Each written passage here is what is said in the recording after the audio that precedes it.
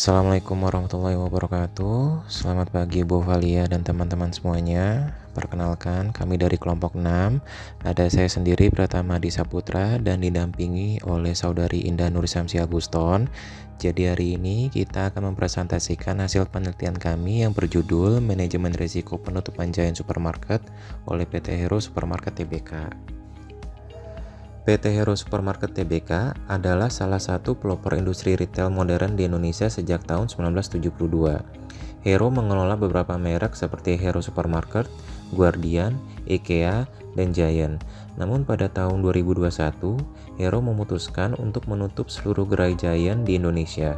Keputusan ini bukan hanya soal kinerja keuangan, tetapi merupakan langkah strategis dalam menghadapi perubahan besar industri retail seperti pergeseran perilaku konsumen, digitalisasi, hingga dampak pandemi COVID-19.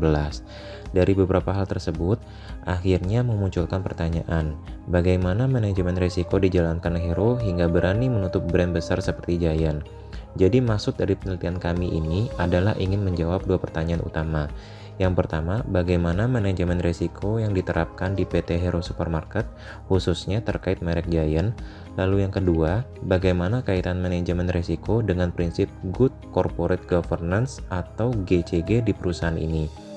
Adapun tujuan penelitian kami ini ialah mendeskripsikan proses manajemen risiko di Hero, mulai identifikasi risiko, analisis, hingga mitigasi, lalu menganalisis pengaruh manajemen risiko terhadap implementasi prinsip GCG.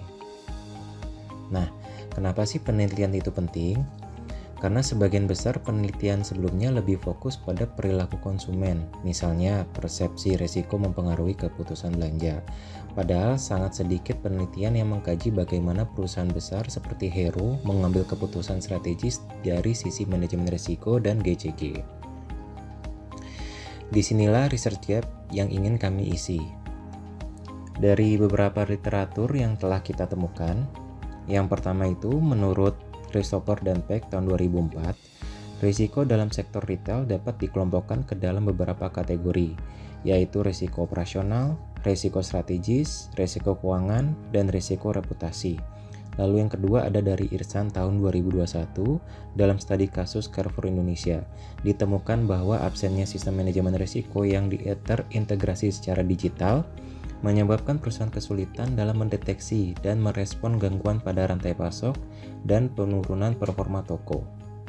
Lalu yang ketiga, Siti Fatima et al. Tahun 2023 mengenai PT Hero Supermarket Tbk yang menunjukkan bahwa terdapat korelasi yang signifikan antara manajemen risiko dan penerapan GCG.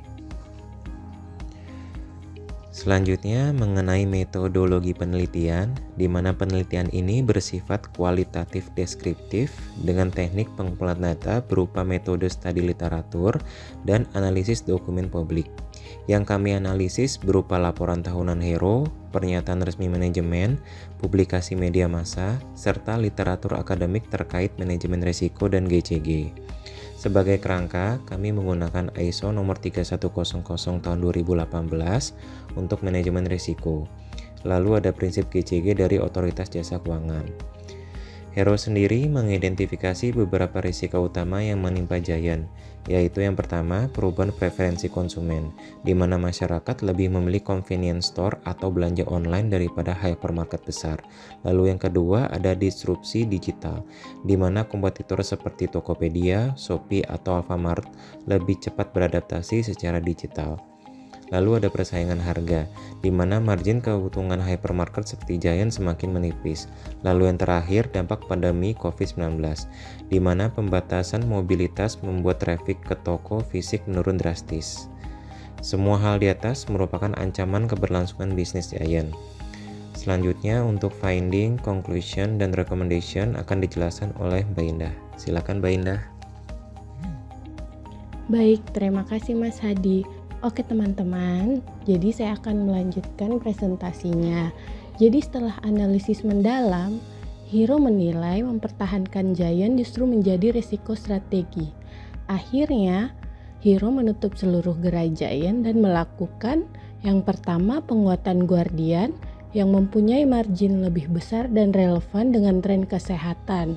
Dan yang kedua, ekspansi IKEA di mana memanfaatkan tren belanja furniture saat masyarakat lebih banyak di rumah. Dan yang ketiga, reinvestasi aset Giant ke bisnis lain. Dari ketiga keputusan di atas, bukan hanya reaktif, melainkan hasil kajian risiko strategis yang terencana. Penutupan Giant juga menunjukkan implementasi prinsip GCG di Hero. Yang pertama itu transparansi. Jadi Hero menjelaskan alasan penutupan Giant secara terbuka ke publik. Yang kedua, akuntabilitas, yang dimana keputusan diambil melalui Dewan Direksi dan Komite Risiko, bukan sepihak. Yang ketiga, responsibilitas. Hero memperhatikan aspek sosial seperti kompensasi dan pelatihan ulang bagi karyawan terdampak. Yang keempat, independensi. Keputusan diambil tanpa tekanan pihak eksternal. Dan yang terakhir, keadilan. Hero berusaha memperlakukan semua pemangku kepentingan secara adil. Dan ini menunjukkan bahwa manajemen risiko tidak hanya teknis, tetapi juga terintegrasi dengan tata kelola perusahaan yang baik. Kesimpulannya adalah penutupan gerai Giant oleh Hero Group merupakan langkah strategis yang mencerminkan penerapan manajemen risiko secara sistematis dan terstruktur. Keputusan ini bukan semata-mata sebagai bentuk respon terhadap penurunan performa bisnis, melainkan sebagai bagian dari transformasi jangka panjang untuk mempertahankan daya saing di tengah perubahan perilaku konsumen dan disrupsi industri retail. Jadi berdasarkan analisis kasus ini, terdapat beberapa rekomendasi yang dapat dipertimbangkan oleh pelaku industri retail di Indonesia. Yang pertama itu, integrasikan manajemen risiko ke dalam strategi inti bisnis. Jadi jangan hanya melihat manajemen risiko sebagai fungsi administratif yang terpisah, sebaliknya, riset dan mitigasi risiko harus menjadi bagian dari proses pengambilan keputusan yang strategis sejak tahap perencanaan hingga eksekusi operasional. Yang kedua, investasikan pada teknologi dan data analitik. Pemanfaatan teknologi seperti artificial intelligence, data mining, dan sistem deteksi dini sangat penting untuk mengidentifikasi perubahan tren konsumen, pola belanja, dan potensi ancaman pasar secara real time, sehingga manajemen dapat mengambil tindakan preventif yang tepat. Dan yang ketiga, lakukan diversifikasi format bisnis dan kanal distribusi. Bergantung pada satu format toko atau model bisnis konvensional itu sangat berisiko.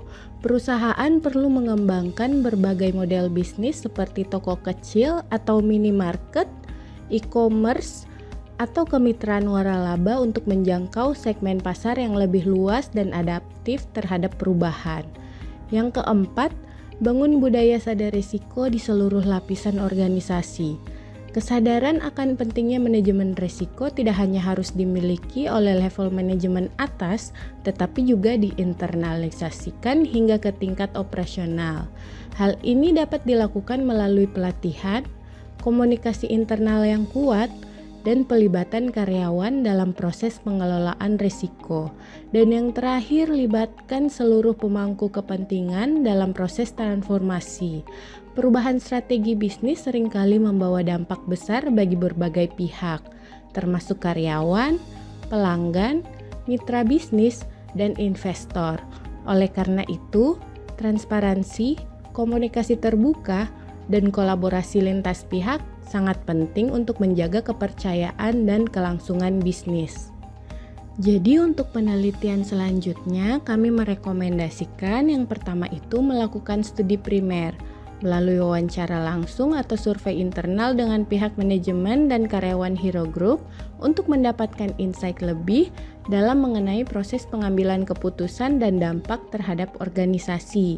Yang kedua, melakukan studi komparatif dengan perusahaan retail lain yang menghadapi tantangan serupa, baik yang sukses beradaptasi maupun yang gagal, untuk mengidentifikasi pola dan strategi manajemen risiko yang efektif.